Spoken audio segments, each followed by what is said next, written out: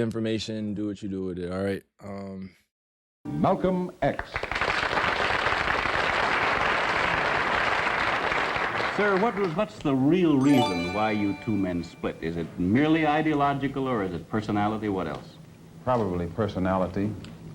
It was not the statement that originally was given by the movement when we split. More personality than anything else. You call people like Martin Luther King, who just got a Nobel Peace Prize, an Uncle Tom. Is this correct, first? Well, I'd rather say that in the States, there's a law that has recently been passed, or a decision handed down by the court, wherein if you call someone an Uncle Tom, they can sue you for libel. Well, so I never refer to them as Uncle Toms. I would say that Uncle Martin is my friend. Uncle Martin is your friend, yet you would disagree with his approach to what he wants to accomplish. Definitely. If his approach would bring about what the black man in America needs to completely eliminate the problem that we have, I would say well and good. But I very much doubt that anyone who adopts the approach that Martin Luther King has been teaching to our people in that country can point to any meaningful gains that has actually served to solve the problem. Black Muslims have sometimes, whether you have or not, and I think probably you have sometimes, it seemed to me, been preaching hate to meet hate. I don't advocate any kind of hate. But there's a lot of talk that sounds very much like it. No, I think that the guilt complex of the American white man is so profound until when you begin to analyze the real condition of the black man in America, instead of the American white man eliminating the causes that create that condition, he tries to cover it up by accusing his accusers of teaching hate. But actually, they're just exposing him for being responsible for what exists. Well, that's something of an argument, but I've heard speeches made by some of the people of your group. I think I've heard you make speeches. It seemed to me that you were advocating what I would have to describe, I think, as violence to meet the serious injuries that have been done your people, with which I totally agree. I don't call that violence. I don't in any way encourage black people to go out and initiate acts of aggression indiscriminately against whites. But I do believe that the black man in the United States and any human being, anywhere, is well within his right to do whatever is necessary, by any means necessary, to protect his life and property, especially in a country where the federal government itself has proven that it is either unable or unwilling to protect the lives and property of those human beings. Just before Pierre takes it, you've got a pretty good fighter and the world's heavyweight champion lined up with you to help out. Yes, Pierre. Well, Mr. X, if I guess I call you that, is that the proper appellation, Yes. Mr. X? I'm wondering if you still believe, as I think you certainly did at the time you were allied to the black Muslim movement, in a segregated black nation in North America. I don't believe in any form of segregation or any form of racism. I'm against any form of segregation and against racism. Am I right in saying that the black Muslim movement, which you have left, did believe in that? Well, Elijah Muhammad taught his followers that the only solution was a separate state for black people. And as long as I thought he genuinely believed that himself, I believed in him and believed in his solution. But when I began to doubt that he himself believed that that was feasible, and I saw no kind of action designed to bring it into existence or bring it about, then I turned in a different direction. Are you still a Muslim yourself? Oh, yes. I'm a Muslim. I believe in the religion of Islam, which believes in brotherhood, complete brotherhood of all people.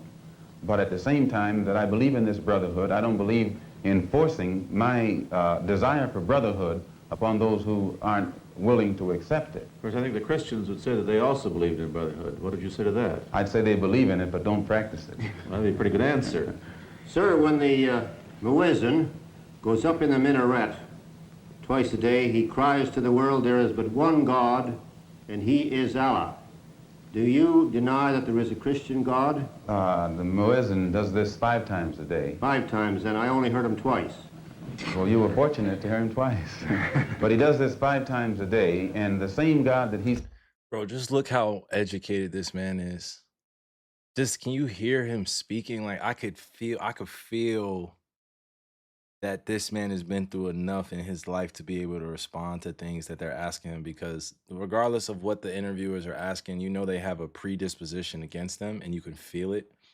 And he has the qualities and the responses intellectually to be able to combat what it is that they're trying to get across or what they're trying to get him to do outside of his realm of logic or morality. Like they're trying to get him to jump outside of his position. And I think that happens so often. They're almost like baiting him, not really baiting him. They're just asking him about his past and trying to bring it into the present. And I think during this time for Malcolm, brother Malcolm, Uncle Malcolm, I'm gonna put respect on who he is and his family. Make sure I give the proper respects and pay my proper respects as I speak on him because his legacy is long and it's vast and it's very impactful in my life. So just to see the quality of him handling himself as he came out of, whatever situation he was dealing with the Nation of Islam, it's so beautiful to watch people change. That's why I give grace to people growing in this world and taking the necessary steps to learn about how to be more politically educated. You know what I'm saying? This is what inspires me to go and get more politically educated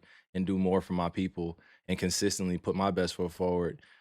Because it is important that you are able to vocalize how you feel in a manner where it is simple enough for people to understand, but also you're able to stand on Says it, that he expresses the existence of is the God that the Christians profess to believe in themselves, and the God that the Jews believe in, one God, the creator of the universe. The Muslims believe in the God that created the universe, and I think the Christians do, and the Jews do. Now, as long as all of them are talking about the creator, the Jews may call him Jehovah, and Christians may have another name for him. Those who are Arabic speaking refer to him as Allah. Well, we believe in the same God.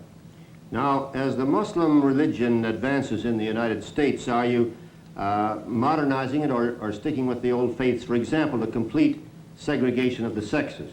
Well, I think that everything today on this earth is being modernized. Religious principles and practices, as well as political and other things.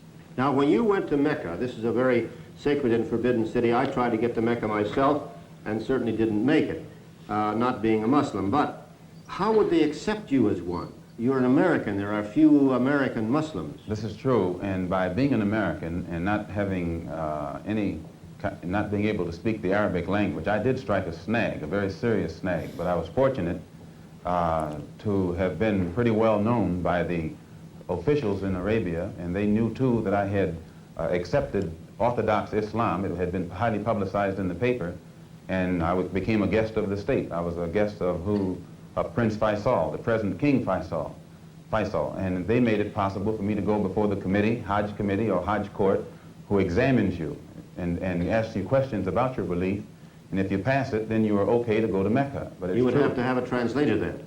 I had one. Then realizing that our problem in America, that we are black Americans, and we have a problem that goes beyond religion, we formed a group known as the Organization of Afro-American Unity. And the objective of this organization is non-religious, number one. Any Negro can belong to it. And the objective of that organization is to bring about a condition that will guarantee respect and recognition of the 22 million black Americans as human beings. We feel that the problem, number one, of the black man in America is beyond America's ability to solve. It's a human problem, not an American problem or a Negro problem.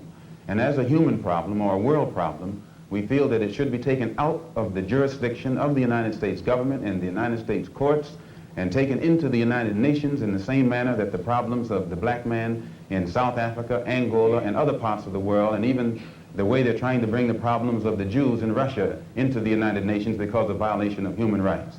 We believe that our problem is one not of violation of civil rights, but a violation of human rights.